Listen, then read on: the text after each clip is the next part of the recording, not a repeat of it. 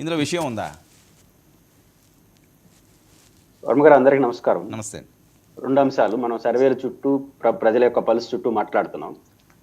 1 year అయింది కూటమి ప్రభుత్వం అధికారంలోకి వచ్చి, కాబట్టి అప్రాపరేట్ సర్వే రిపోర్ట్లు ఈ దశలో వస్తాయని నేనైతే అనుకోవట్లేదు.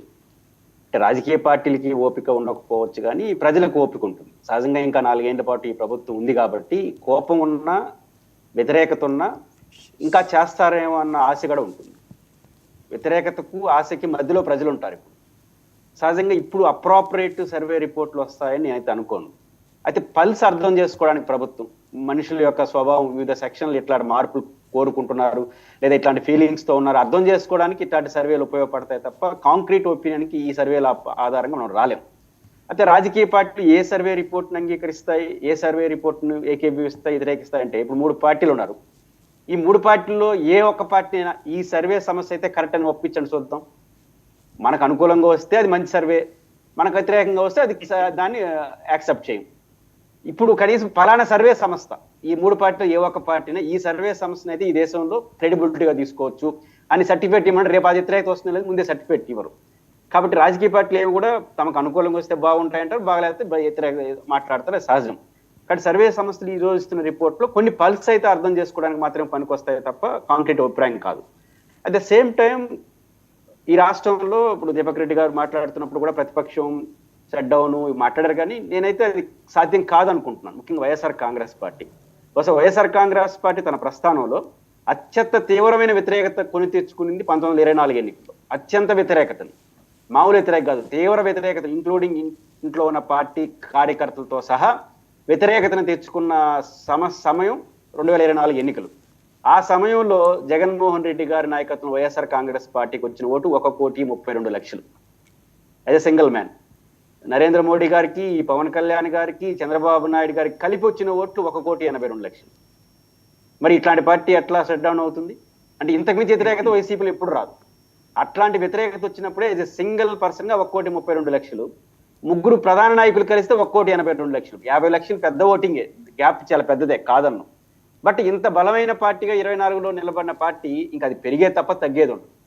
ఎందుకంటే ప్రతిపక్షం ప్రజల్లో ఉంటుంది, పార్టీ అనేది రూపమే తప్ప ప్రజల్లో ఉంటుంది. ఈ దరిదాపుల్లో ఏదైనా ప్రత్యామ్నాయం ఉందా అంటే ఇంకా పవన్ కళ్యాణ్ గారు ఉండాలి, ఆయన కూటమిలో ఉన్నాడు. ఇంకా ఏదైనా ఈ కూటమి పట్ల వ్యతిరేకత వస్తే ఆటోమేటిక్ గా ఇష్టం ఉన్నా ఇష్టం లేకుండా జగన్ గారి ఖాతాలో పడాల్సిందే. అభిమానించే వాళ్ళు పడతారు.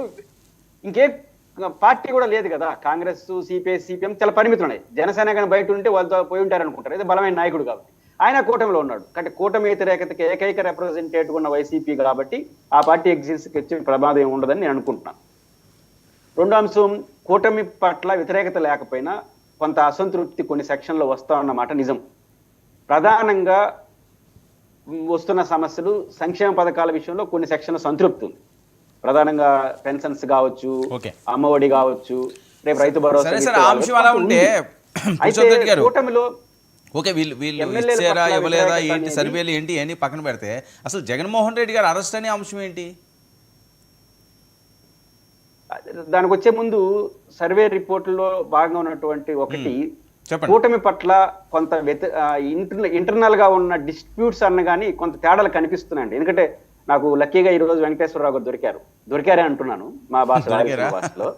లేదు, కరెక్ట్ గా జూన్ లో మన ఛానల్లోనే ఒక ప్రశ్న వేశాను. మీరు 1 ఇయర్ పూర్తయిన సందర్భంగా ఇంటింటికి పోతానని ప్రభుత్వం ప్రకటించింది, తెలుగుదేశం ఒకటే పోతామని కానీ జనసేన బీజేపీ పోలేదు కదంటే వెంకటేశ్వరరావు గారు చాలా సావధానంగా ఈ నెల తెలుగుదేశం అండి, వచ్చే నెలలో మేమండి, ఆ పై నెలలో బీజేపీ అన్నారు. వచ్చే నెల వచ్చేసింది, ఇంకా ఏం పోలా, ఇంకా జనసేన ఏ నెలలో పోతుందో నాకు తెలియదు. అంటే 3 పార్టీలు కలిసి ప్రభుత్వం ఇంటింటికి పోయే కార్యక్రమంలో పాల్గొనలేదంటే ఇది విభేదం అనుకుందామా, లోకలోకలు అనుకుందామా, మీకే ఏకాభిప్రాయం లేదనుకుందామా నాకు తెలియదు. ఇది కూటమి 1 ఇయర్ పరిపాలనే కదా, కాబట్టి వాళ్ళు ఆలోచించుకోవాల్సిన విషయం. అయితే మీరు Jaganmohan Reddy come the point, Jaganmohan Reddy గారిని అరెస్ట్ కాకపోవడం అనేది కేసు ఆధారంగా ఉంటుందని నేనైతే అనుకోవట్లేదు. కేసు ఆధారంగా ఉండదు, పొలిటికల్ డెసిషన్ ఆధారంగా ఉంటుంది అనుకుంటున్నాను. పొలిటికల్ డెసిషన్కి కేసుకి చెల్లదు. ఒకప్పుడు కేసు లోపలికి వెళ్ళి ఆ కేసులో విషయం ఎంత ఉందని చర్చించి మీలాంటి వాళ్ళు మాలాంటి వాళ్ళు అరెస్ట్ అయ్యే అవకాశం ఉందని చెప్పేవాళ్ళం.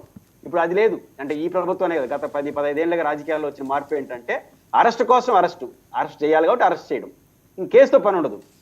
కాబట్టి ఇప్పుడు జగన్మోహన్ రెడ్డి గారిని అరెస్ట్ చేయాలనుకుంటుందా లేదా ప్రభుత్వం ఏ రిస్క్ తీసుకోదలుచుకునిందనే దాన్ని బట్టి అరెస్ట్ ఉంటుంది లేకపోతుంది తప్ప కేసుల్లో ఉన్న ఆధారంగా కాబట్టి చెప్తారు విచారణ జరుగుతా ఉంది, ఆ విచారణలో దొరుకుతున్నాయి, ఇవన్నీ మాట్లాడతారు. నేను అనుకుంటుంది చంద్రబాబు గారు అరెస్టుతో సహా, గతంలో జగన్ గారు 16 నెలల అరెస్టుతో సహా అరెస్ట్ చేయాలనుకుంటే అరెస్ట్ చేస్తారు తప్ప కేసులో విషయం బట్టి ఆధారంగా అరెస్ట్ చేయరు. పొలిటికల్ డెసిషనే కీలకంగా ఉంటుంది. నేను అనుకుంటుంది తెలుగుదేశం కొన్న దూరదృష్టి, పొలిటికల్ మెచ్యూరిటీ రీత్యా కేసుతో సంబంధం లేకుండా ఆలోచించేది జగన్ గారిని ఈ దశలో అరెస్ట్ చేస్తారని నేనైతే అనుకోవట్లేదు. కారణం ఏంటంటే అది కొని తెచ్చుకున్న సమస్య అవుతుంది. ఎందుకంటే జగన్మోహన్ రెడ్డి గారిని అరెస్ట్ అయ్యి లోపల పెడితే ఆ పార్టీ ఏమో అయిపోతుంది అనే దానికి ఆధారం లేదు. పైపించే రివర్స్ ఆధారం ఉంది. ఒకటిగా బయటకు వచ్చినప్పుడు 16 నెలలు జైల్లో పెడితే ఆ రోజు పవర్ఫుల్ పార్టీలు తెలుగుదేశం, బీఆర్, ఆ రోజు తెలంగాణ రాష్ట్ర సమితి, కాంగ్రెస్ ఇన్నున్నా జగన్ గారు నిలబడినప్పుడు ఈరోజు కూటమి వర్సెస్ జగన్. ఈ టైంలో ఆయన అరెస్ట్ చేసి లోపలేస్తే మొత్తం ఆల్టర్నేటివ్ ఆయన అవుతాడు అవుతాడు కదా. కాబట్టి ఈ పొలిటికల్ కారణాలు ఇచ్చే జగన్ గారి వ్యవహారం వరకు వెళ్ళరు అని నేను నమ్ముతున్నాను. దాని ద్వారా ఏదో జరిగి